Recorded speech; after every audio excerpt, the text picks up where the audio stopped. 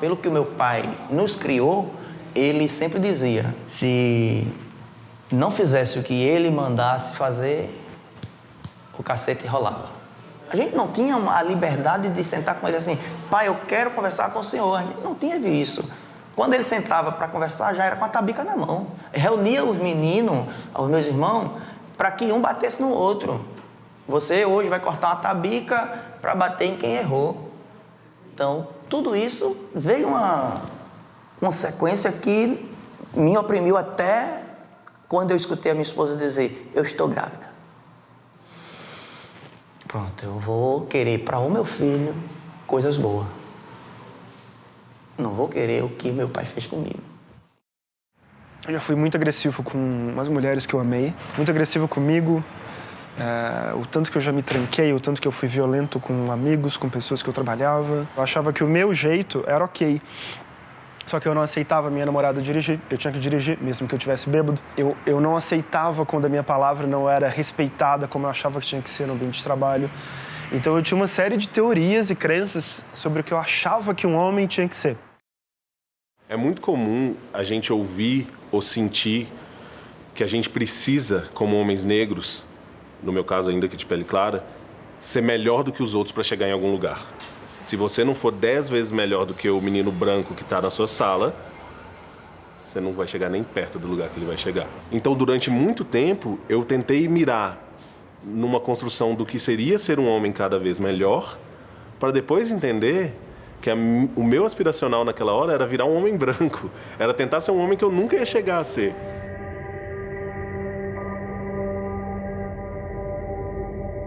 Para ser macho tem que ser viril, tem que ser competidor. O homem mesmo tem que estar na roça, tem que cuidar do gado, tem que ir pro arado. O homem sai para trabalhar e traz o sustento da casa e a mulher fica em casa lavando louça, cuidando dos filhos, limpando a casa. Deus mandou assim. Deus disse que homem é isso, mulher é isso, que família é isso. Ou você está fazendo a vontade de Deus ou você está no pecado.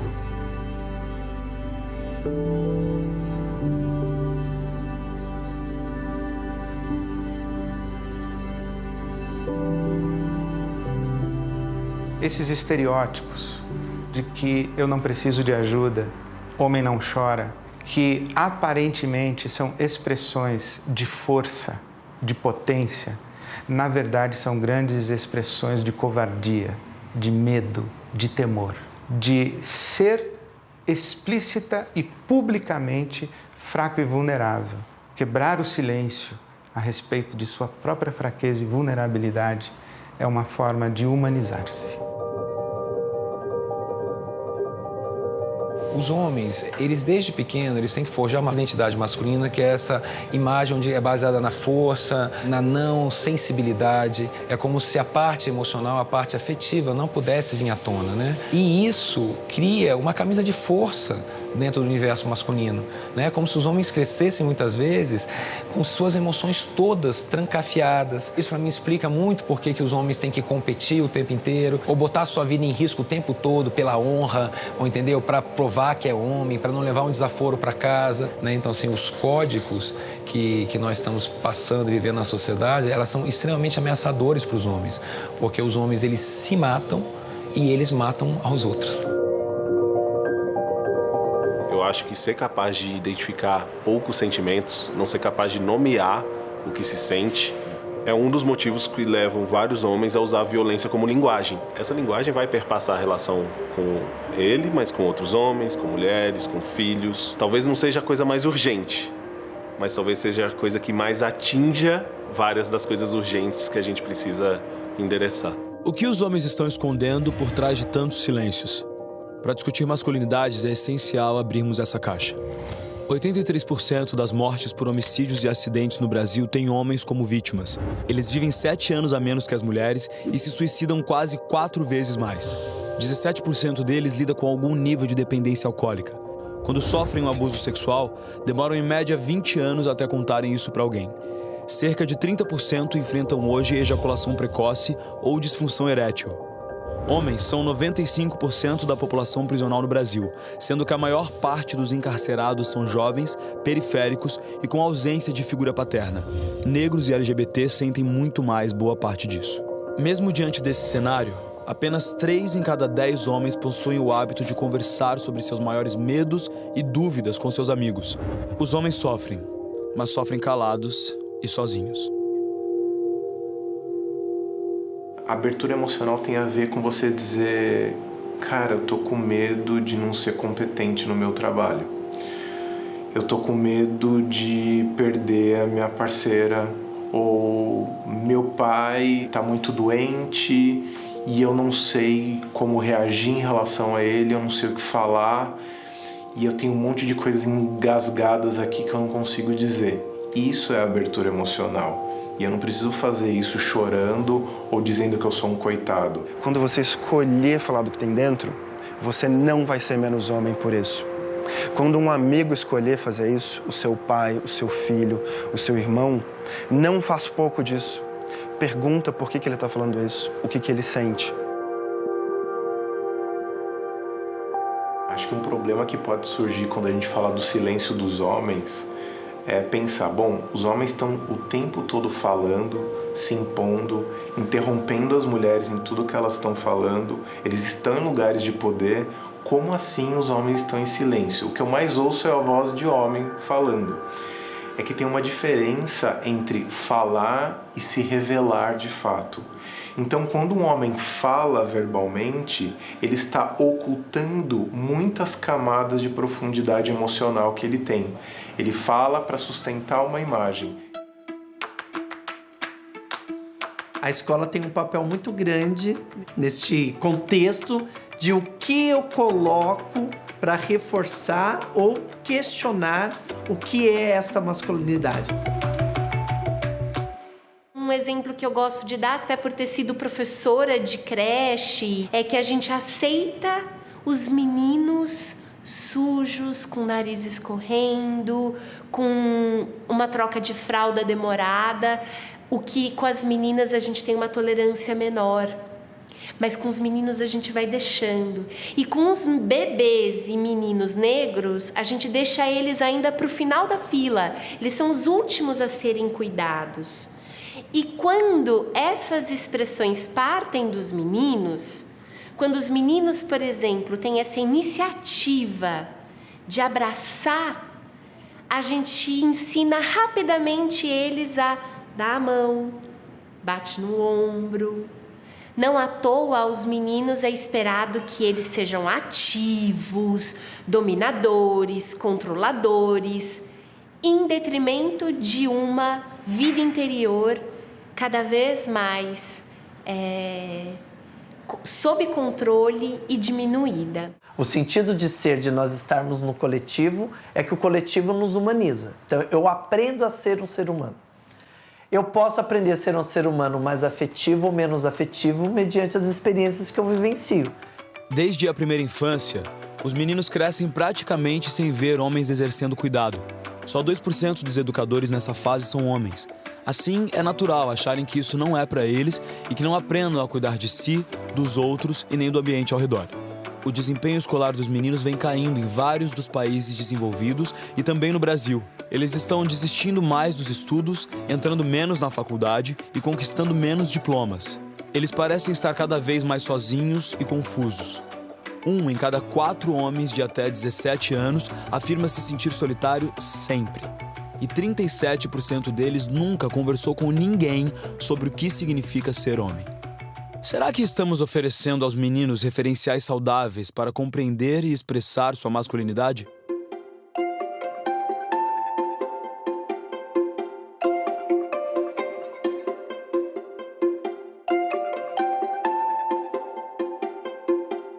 Não é todo mundo ser humano? Todo mundo não tem carne, osso, sentimento? Quem disse que o cara não pode demonstrar sentimento? Então, é essa cena que a gente vai fazer. A gente começou o plano de menina especialmente com as meninas, mas a gente descobriu ano passado que era urgente falar com os meninos também.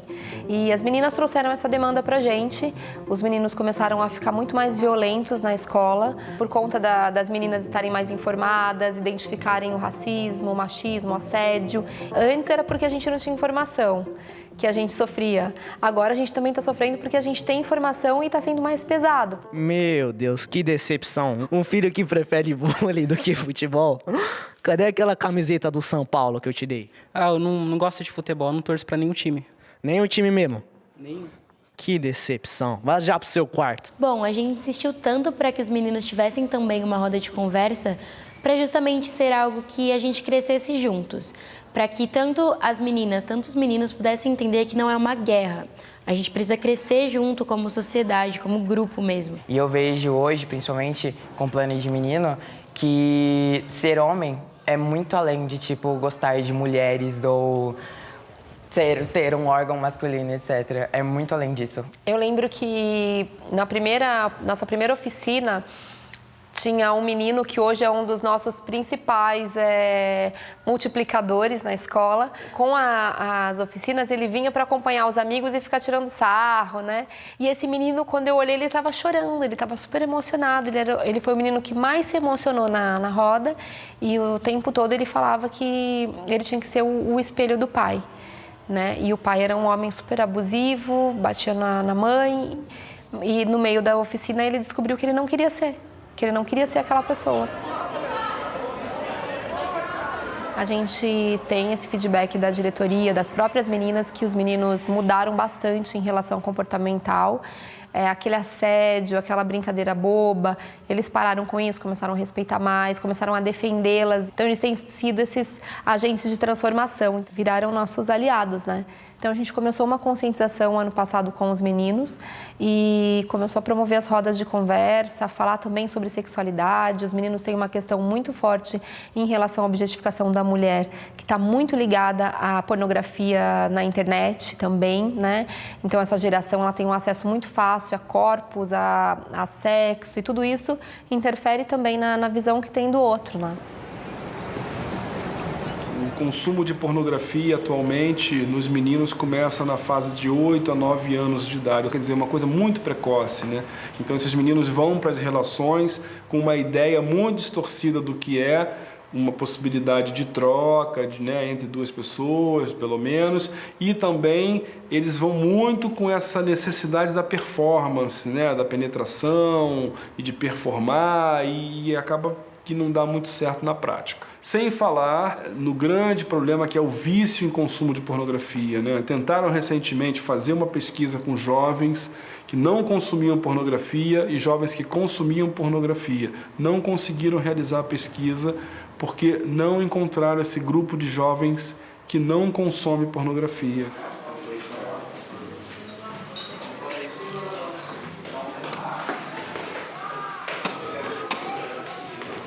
Mas é melhor fazer de fim de semana ou de terça-feira? Eu falo, cara,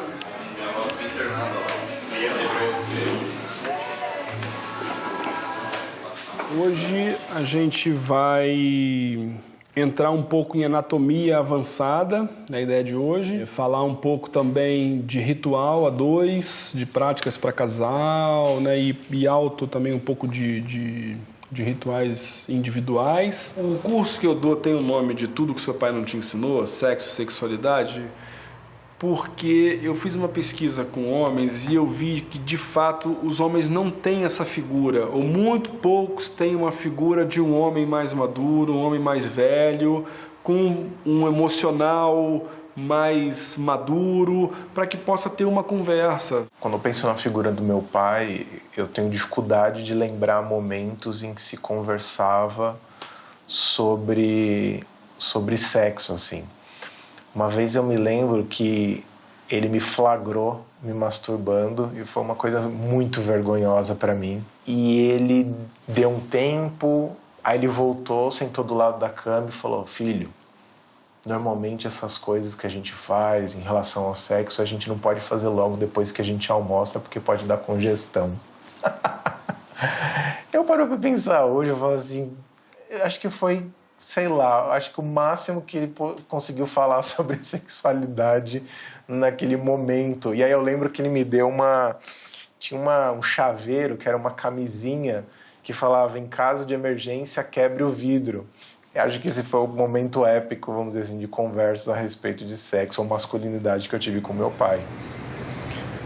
fato de um homem ter companhia física não quer dizer que ele tenha real intimidade. E intimidade acontece quando você comunica coisas muito profundas suas, fragilidades, medos, receios, dilemas.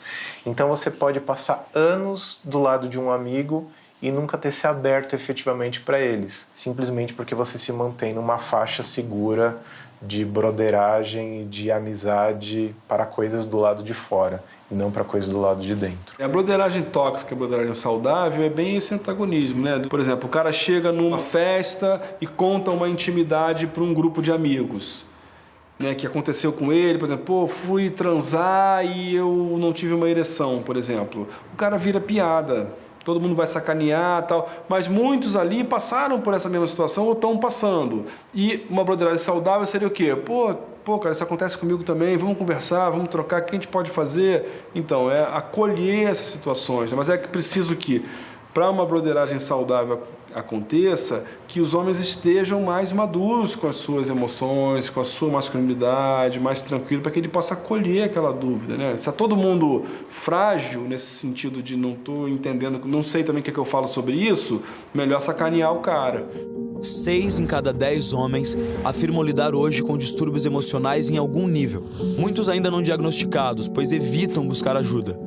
Os mais comuns são ansiedade, depressão, vício em pornografia e insônia. Mas outros vícios, como álcool, demais drogas, comida, apostas e jogos eletrônicos, são mais presentes do que imaginamos.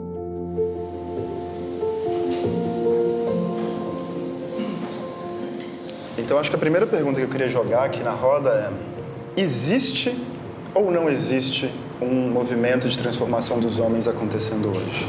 Nos últimos 3, 4, 5 anos para cá, né? Talvez uma roda como essa não seria possível.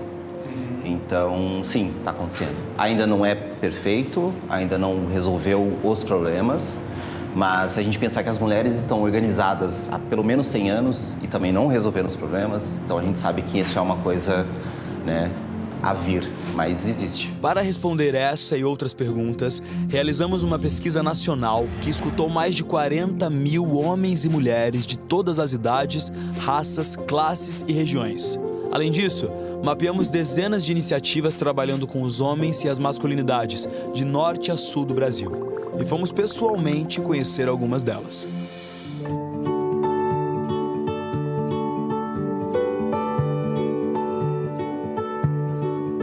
Homens em Conexão é um trabalho de reunir os grupos de homens, né? Os movimentos de homens que a gente tem no Brasil.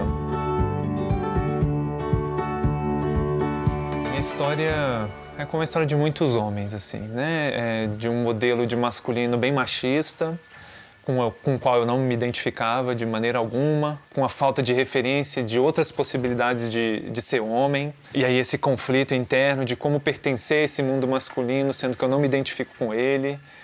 Então, tá nesses espaços, com esses outros homens, com essa pluralidade de homens, de masculino, essa sensação de pertencimento, assim, né? De quem eu sou também é bom. Isso não tem preço, né? É um encontro que eu esperei durante 30, 40 anos, né? Um encontro para discutirmos, né? O que é, como estamos sendo homem na nossa comunidade, né? Entre nós e com as mulheres e na nossa sociedade, enfim. É o grupo que eu queria ter conhecido há 30 anos atrás, né? Fico imaginando o que vão ser os próximos 30 anos dessa garotada, né? Então, para mim, esse encontro e esse trabalho com os homens é algo que é quase que eu não tenho nem escolha de não fazer. Ele acontece, ele me chama, ele me nutre nesse nível, que eu não consigo explicar, mas que é muito nítido toda vez que eu participo.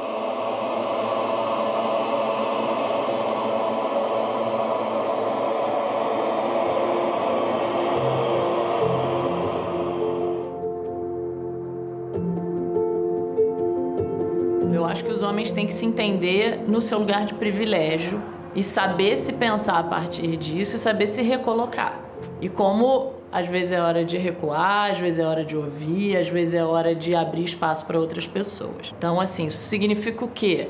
No ambiente de trabalho. Isso significa o quê dentro de casa? Os homens não estão sendo convidados ou se sentindo instigados a refletirem porque caiu uma maçã na cabeça deles e eles entenderam que é hora de mudar. Não, houve uma mudança na sociedade. E isso gerou dificuldades para os homens. Então, essas novas masculinidades, elas estão se produzindo e sendo empurradas pelos movimentos das mulheres.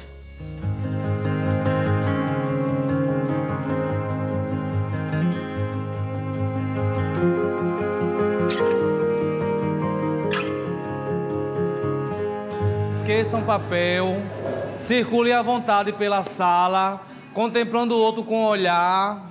Precisa pegar em ninguém, nem agarrar ninguém agora, tá? Contempla o outro com o olhar, circulem livremente. Olha, a dinâmica mais forte que eu tenho trabalhado na dimensão nas aulas é a dinâmica do beijo. Eu faço um momento de caminhar na sala e depois eu fecho um círculo, dou o seguinte comando: eu vou fazer um gesto e eu quero que esse gesto ele circule e ele volte para mim.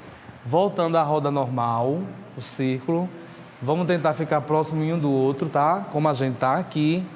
Eu vou fazer um gesto agora, esse gesto ele vai circular no grupo e ele vai voltar para mim, tá? Quando chega nas meninas, é tranquilo.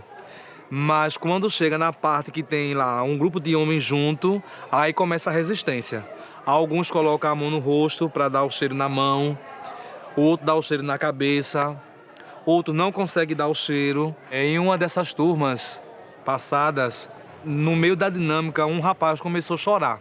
Aí ele foi tomar água e depois que a gente terminou a dinâmica, ele voltou para a reflexão da dinâmica. E eu perguntei para ele o porquê que durante a dinâmica ele tinha se emocionado tanto e ele olhou para a roda, olhou para mim e disse: professor, eu nunca tive coragem de dar um abraço e um cheiro no meu pai. Porque lá em casa, sempre quem foi ensinado a abraçar e beijar era minha irmã com manhinha. E com meu pai eu não podia fazer isso. Trabalhar essa equidade aqui dentro do curso e dentro do CERTA é a gente possibilitar esse espaço para que esses atores eles percebam algumas dimensões que lá fora muitas vezes eles não conseguem perceber ou não têm a oportunidade de perceber. Boa noite, pessoal. Boa noite. É uma alegria ter vocês aqui para a gente poder conversar sobre assuntos relativos ao universo masculino, sobre o que a gente tem vivido, sobre o que a gente passa, sobre o que a gente já passou e muito provavelmente sobre coisas que talvez a gente não tenha falado com ninguém ou não tenha falado claramente ainda com outras pessoas. A roda de ontem foi excelente, gostei muito.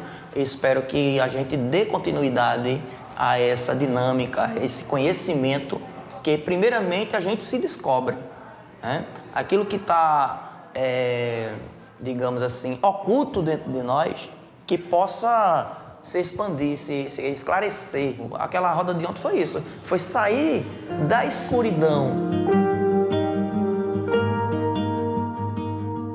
A própria história ela se concebeu um pouco como se o homem do campo ele fosse um ser intocável, que ele tem que ser aquele exemplo de homem forte, né? Que é o homem do pesado, que é o homem que não chora.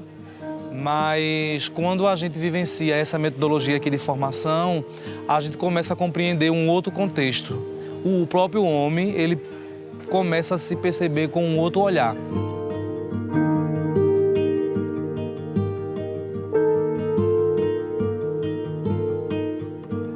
Repensar a masculinidade parte do repensar qual que é o nosso cuidado com o outro. Eu dei um exemplo num grupo de pais pretos um tempo atrás, que os caras estavam falando, reclamando das companheiras, e aí eu fiz uma pergunta, lancei uma pergunta, eu falei: escuta, você sabe, sua filha tem 5 anos, 5 anos, você sabe quantas calcinhas da sua filha tem na gaveta dela? Aí o cara me perguntou: mas o que essa pergunta tem a ver? Eu falei: não, alguém tem que saber. E aí, quando eu faço esses questionamentos, eu faço também para mim. Porque eu também me vejo nessa posição de: eu não sei quantas calcinhas a minha filha tem lá na gaveta. Você está jogando essa carga para uma outra pessoa.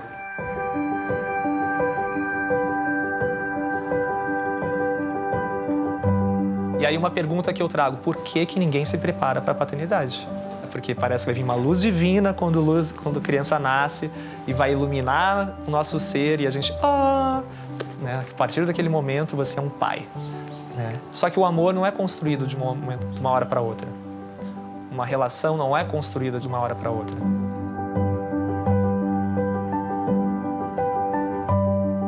Para cuidar de um filho, realmente, você precisa se conectar no nível emocional. E para isso você precisa entrar em contato com emoções que talvez você, como homem, nunca se permitiu.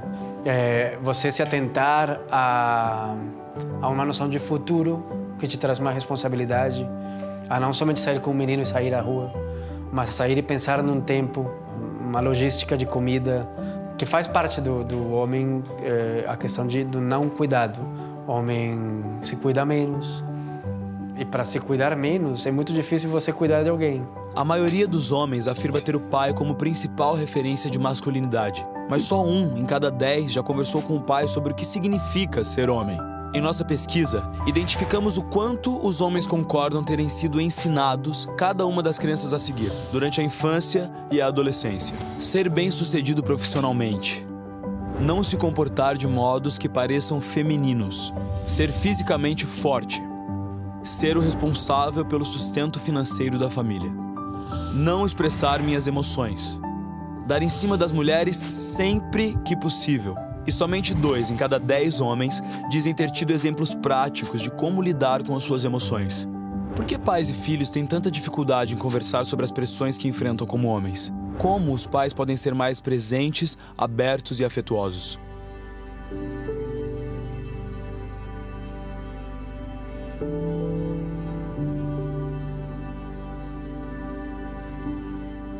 Curso de gestação e parto para homens. Esse nome às vezes até gera um estranhamento, né? Como assim gestação e parto para homens, né? O homem não pare. Mas é para gerar já esse primeiro questionamento. Como assim?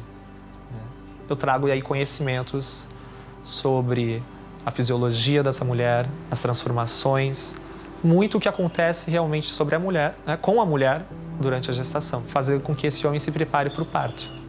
O principal objetivo é sensibilizar, é trazer conhecimento e é trazer a reciprocidade desse casal.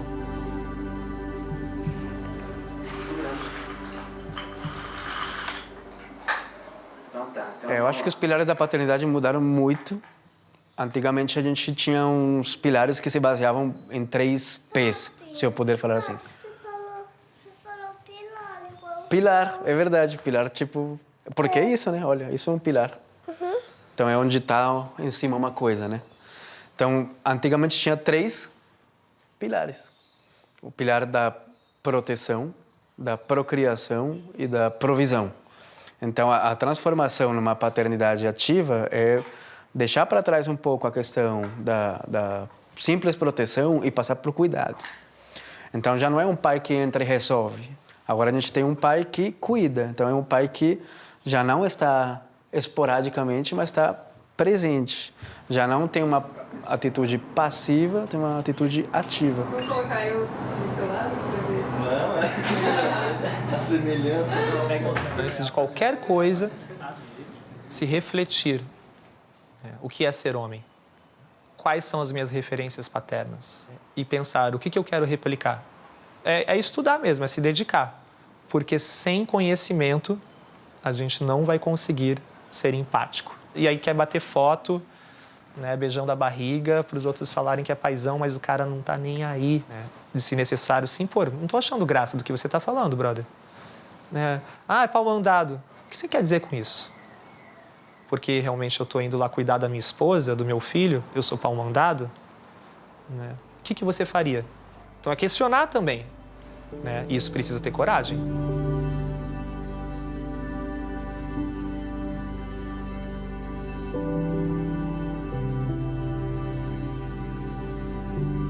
Se você tem um pai que está com você, que te ajuda, você presente, você é privilegiado, sim.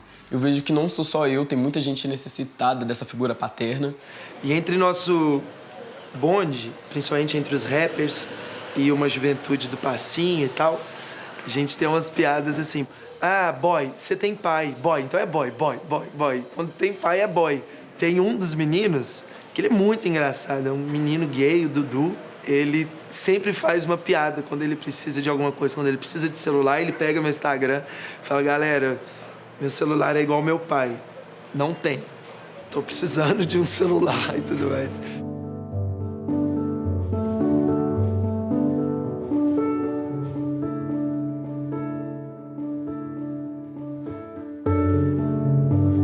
Eu acho que a gente começa a ter alternativas de mostrar para a criançada o que é ser um homem legal, incentivando homens legais a protagonizarem.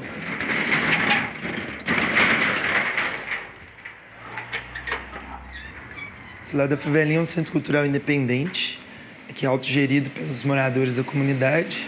A gente tem 16 oficinas semanais, todas as oficinas são voluntárias. A gente tinha um bazar, esse bazar era para completar a renda do lanche. Aí peguei as peças de bazar, montei os looks com o que eu já tinha e botei a galera para desfilar na passarela. Aí nasceu o Favelinha Fashion Week.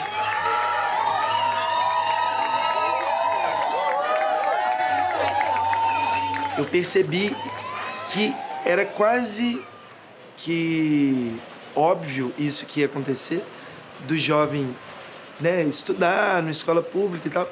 E ele, quando chegasse nos 12, nos 13 anos, tinha muito esse espelho do tráfico. E quando não era o espelho do tráfico e ele queria trabalhar, só nos restava subemprego. E eu comecei a pensar nisso, de, poxa, até quando a gente só vai ter que ser diarista, faxineira, motorista? Se você quiser ser o pedreiro, hoje em dia, com a minha visão, vai ser o melhor pedreiro, sabe? Nós vamos fazer de tudo pra você ser o melhor pedreiro, mas que seja seu sonho, sabe? Não que você tá ali porque sobrou, porque na verdade você queria ser astronauta, sabe? Se você quiser ser astronauta, vamos ser astronauta.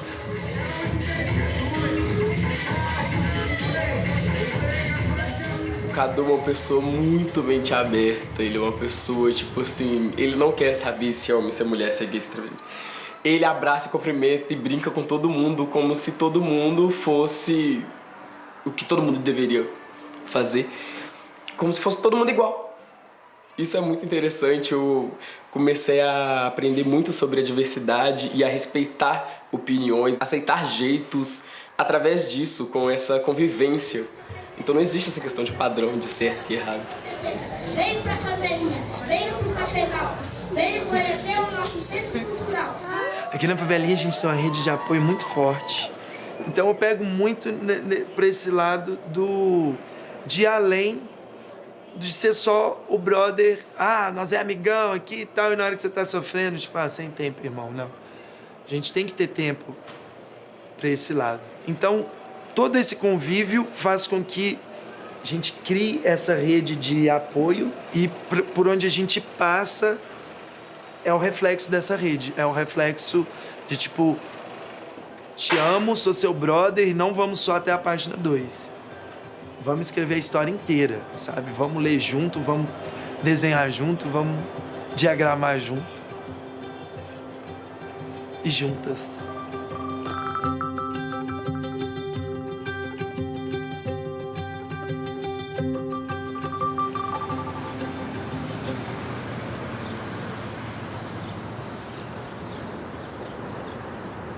A categoria existencial do homem, né, o homem com H maiúsculo, é a categoria do homem branco. Esse é o homem. Né? Quando se fala da figura do homem, o que se espera do homem, o que se pensa do homem, esse é o homem ideal. O homem negro nunca vai ser o homem ideal. Não é à toa que a célebre frase do Frantz Fanon, né, o homem negro não é um homem, diz muito sobre a nossa condição, a condição de que, antes de tudo, você é um negro.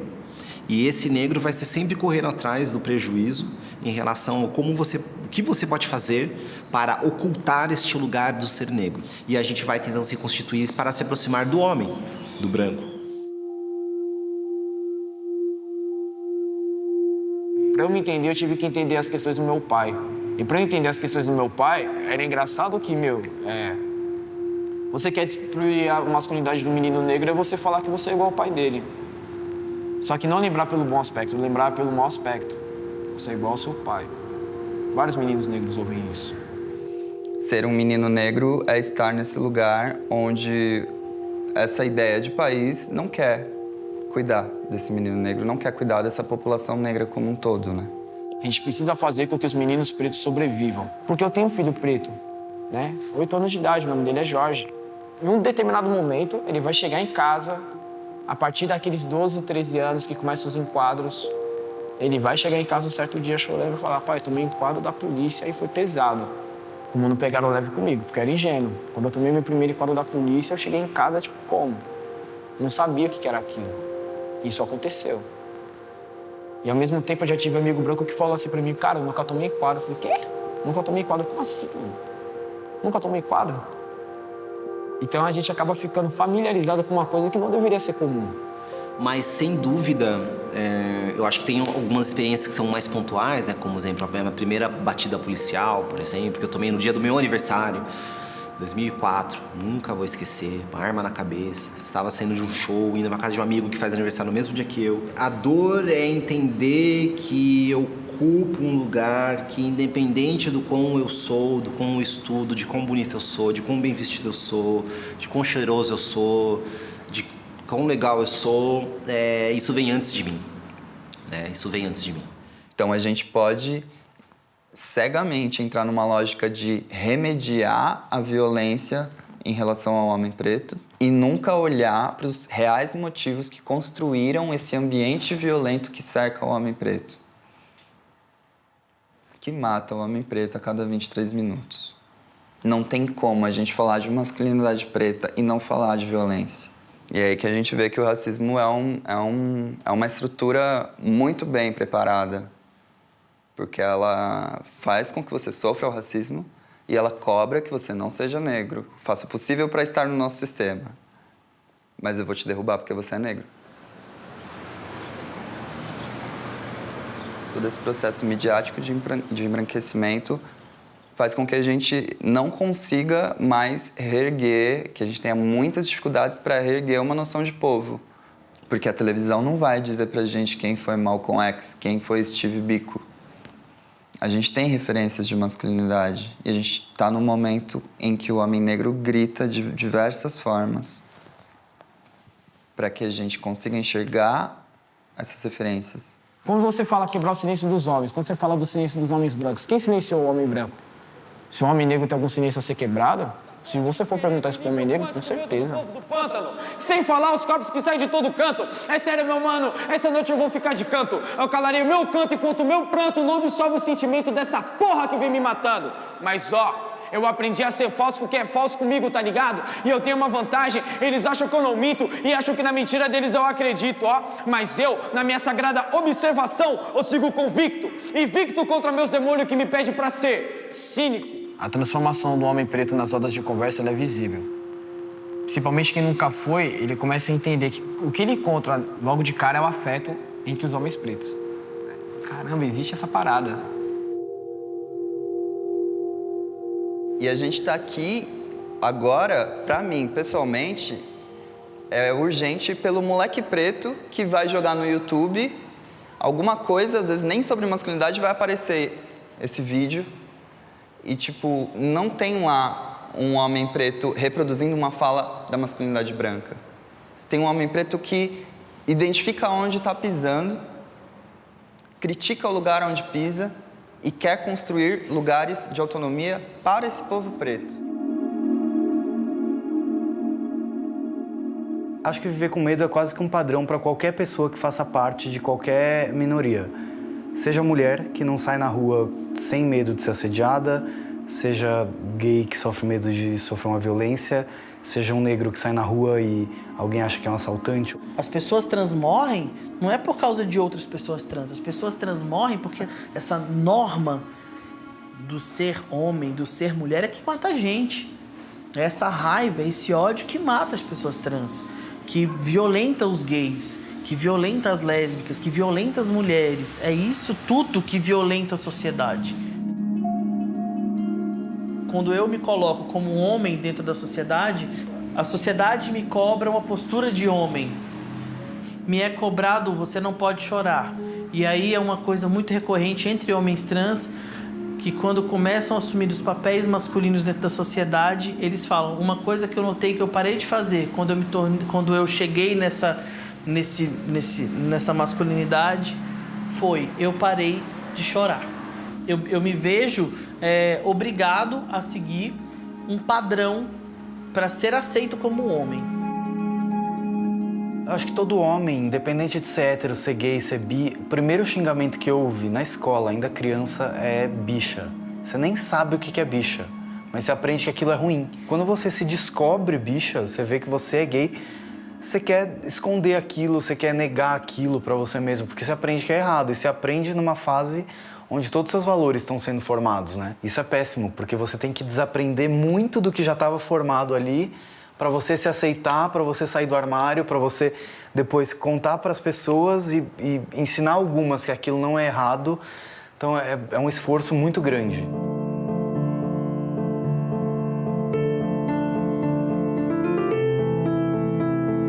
Se você perguntar à igreja o que é a relação masculino e feminino, é uma relação hétero, indissolúvel, monogâmica, fiel até a morte, para gerar filhos.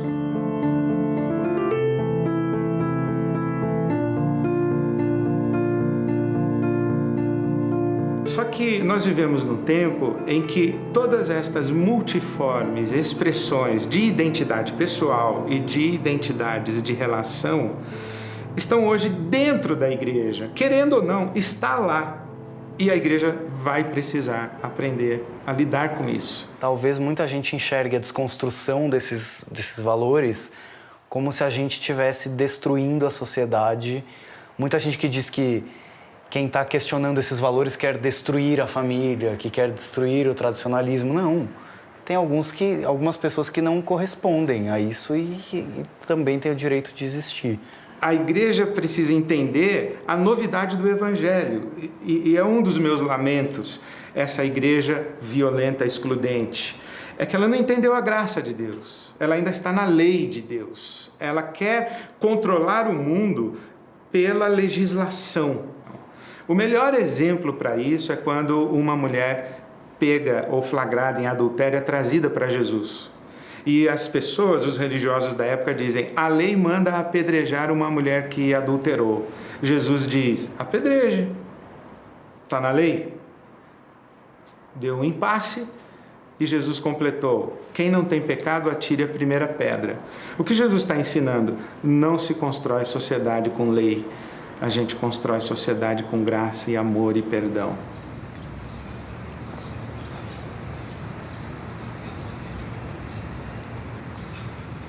Eu acho que existe uma relação muito forte entre a dor que um homem sente e a dor que ele provoca. Os crimes de honra são associados à masculinidade. Os estupros são relacionados à masculinidade. 71% das mortes dos feminicídios, melhor, são provocados pelo ex ou pelo atual. 71%. Então, é esse o nível de masculinidade, é esse o nível de dores provocadas por uma compreensão errada do que deveria ser um homem.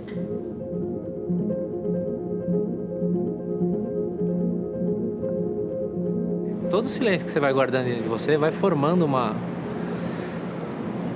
um turbilhão de emoção e chega uma hora que você explode, né? E talvez essa explosão não seja tão positiva. E com 28 anos, eu engravidei uma mulher e eu estava em abstinência, a gente iniciou uma discussão, eu já tinha casado, estava casado. E daí, no meio dessa discussão, eu acabei agredindo ela fisicamente. Mas assim, antes dessa agressão física, a agressão psicológica era diária, né? Acho que toda mulher tem uma história de violência para contar. Toda mulher tem várias histórias de violência para contar. São violências que aconteceram em casa, são violências que aconteceram no ambiente de trabalho, são violências que acontecem na rede. Praticamente 60% dos casos, eles ocorrem quando a mulher fala que quer o divórcio ou fala que quer romper o namoro, o relacionamento e ele não se conforma. E, infelizmente, a forma dele reagir a isso é com violência. Óbvio que nós vamos falar da mulher, trabalhar com empoderamento feminino e com toda a parte de proteção e assistência a essa mulher que sofre violência. Aliás, eu dedico meus dias a isso. Porém, nós temos que falar do outro lado da violência. Quem é esse homem que está agredindo essas mulheres? Por que ele está agredindo essas mulheres, como fazer para que ele não agrida mais, porque todos os casos de feminicídio vêm numa escalada da violência. Se você consegue impedir de alguma forma aquele homem de continuar nesse fluxo, nesse ciclo, você consegue evitar a morte de uma mulher. E aí, com pesquisas, conhecendo outros projetos, inspiradas em outras experiências, eu desenvolvi o Tempo de Despertar. O Tempo de Despertar é um projeto de grupos reflexivos de homens autores de violência. Lá se discute construções sociais, se discutem relações entre homens e mulheres, para que eles vão se conscientizando, refletindo sobre o que eles pensam ou deixam de pensar e sobre o que eles podem fazer para diminuir a violência. Eu recebi uma intimação, não sabia do que se tratava, fui no fórum para ver, aí eram essas reuniões. Eu fiquei completamente revoltado. Porque eu falei, eu não tenho que estar aqui, eu não estou mais com a pessoa que eu agredi, eu não uso mais droga, eu não tenho mais problema. São reuniões a cada 15 dias, né, os encontros. Eu fui no primeiro, não gostei, saí de lá super revoltado. Mas enfim, né? Aí fui no segundo. No terceiro encontro, no final do encontro, eu tive a oportunidade de estar expondo o meu caso. Eu fui me abrir com o pessoal da equipe e tal, e daí eu falei, tem muita coisa para mim mudar, sabe? Tem muita coisa para mim aprender aqui. Eu comecei aí, mas com vontade, sabe? Como são a cada 15 dias, é uma semana sim, uma semana não, na semana que não tinha, eu comecei a sentir falta do projeto, sabe? Quando finalizou em dezembro, em janeiro eu tava procurando eles porque eu queria mais, sabe?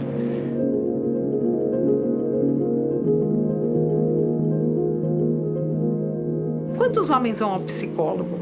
Eles vão segurando para eles aquilo sem nenhum tipo de ajuda.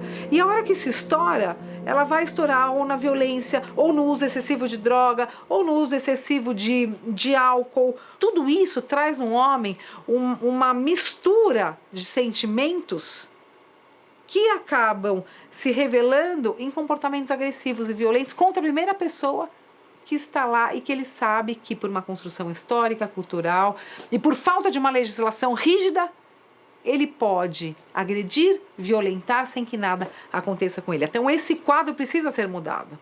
Ele precisa se conscientizar que não é isso que resolve o seu problema.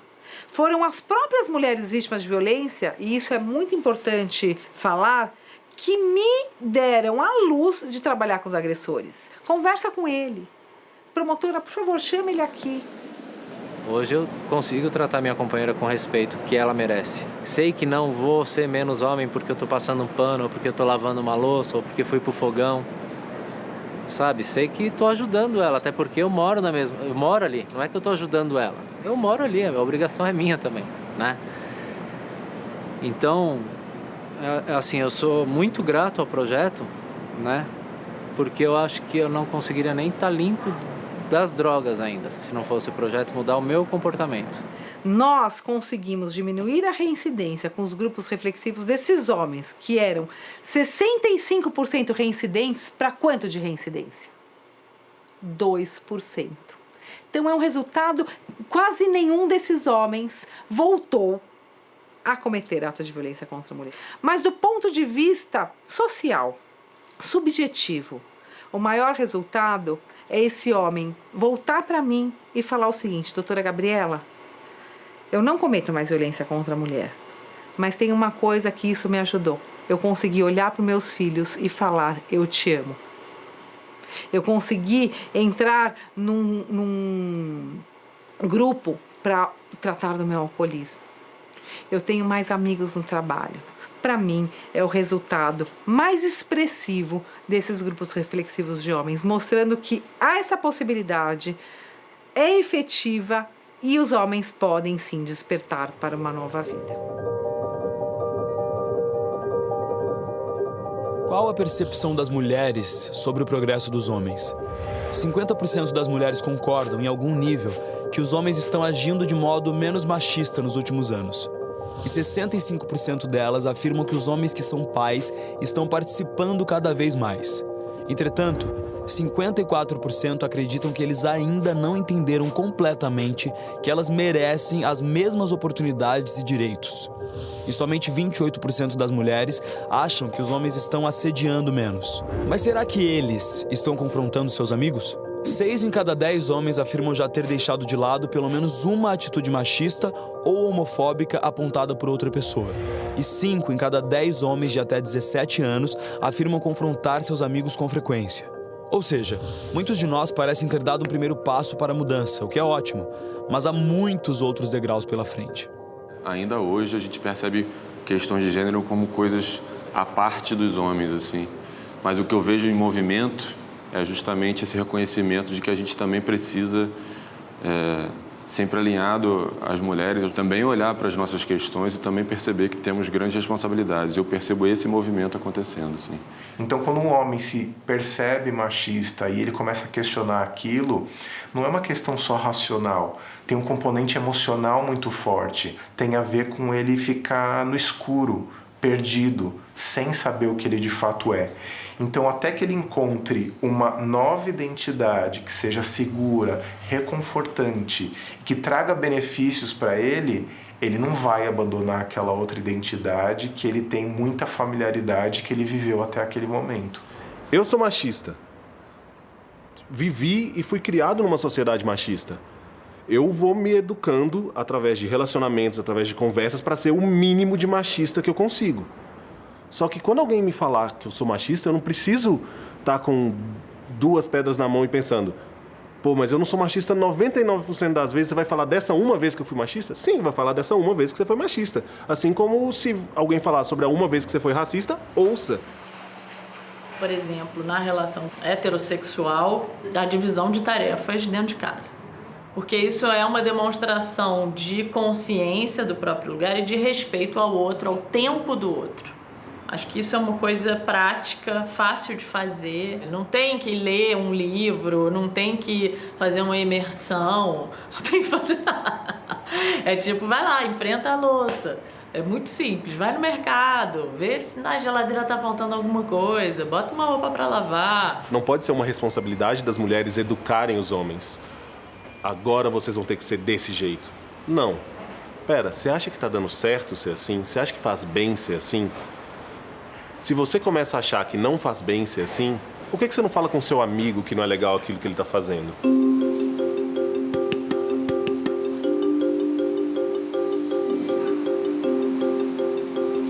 Eu acho extremamente importante os homens conversarem entre si por uma razão muito óbvia. Nós não aprendemos a conversar. Falar com outro homem pode ser o início dele se soltar e poder falar com o mundo, interagir melhor com o mundo de uma outra forma. É pelo desconforto, né, e o acolhimento desse desconforto é que pode se gerar essa transformação. Como fazer isso? Estar sujeito, estar disponível a esse desconforto. Muitas vezes diz que se quer transformar, diz que quer fazer parte desses grupos, mas nunca passa da página 1, que é o se ver, o se reconhecer, se responsabilizar em relação às coisas que você faz, você pensa, você decide. Então, acho que para criar um grupo desse, as pessoas têm que estar dispostas a lidar com o desconforto. E, claro, com a possibilidade de escutar. Então, a gente tem um papel fundamental nesse debate, já que somos nós os protagonistas da violência, somos nós que nos matamos mais, somos nós que violentamos de uma maneira geral muito mais do que qualquer outra pessoa. Olha, eu acho que os grupos de homens se reunindo atualmente é necessário, assim, principalmente por ser esse espaço de broderagem saudável. Quando junta mais de 2 e não está ali para fazer bullying um com o outro. Eles estão ali para mostrar vulnerabilidade. Então, aí cria um campo, um espaço incrível. Então, assim, é preciso que tenham mais grupos se encontrando, mais espaço. Eu recebo comunicado de homens de outras cidades, fala, pô, como é que eu posso fazer para conversar? Eu não tenho com quem conversar. Então, criar um grupo de homens é uma coisa muito simples. Passa por ter o incômodo e a disposição. Eu vou convidar amigos que eu sinto que têm o mesmo incômodo. A gente vai sentar numa roda e se fazer boas perguntas. Perguntar quais são os medos, obstáculos e vergonhas que a gente tem. A gente vai se responder com sinceridade, em primeira pessoa. A conversa não é teorizando, não é falando dos homens, da sociedade, do Brasil.